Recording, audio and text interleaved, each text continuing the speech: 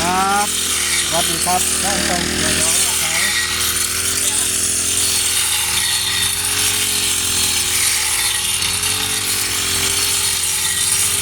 ับกดติดตามกดไลค์กดแชร์ช่างต้องเสียน้องนับมาเด้อครับต้องใหม่ๆเป็นกำลังใจให้แด้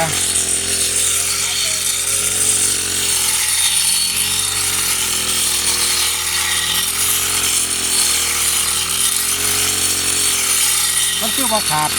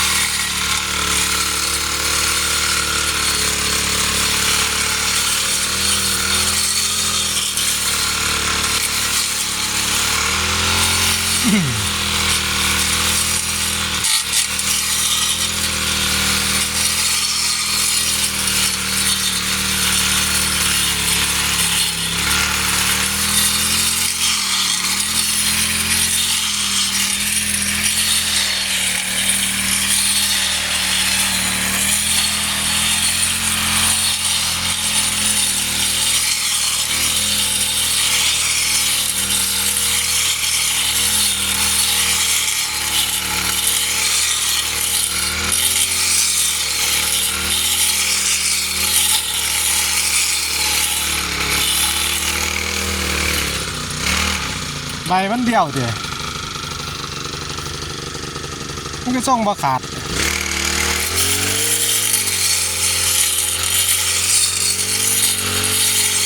แม่งกันอีก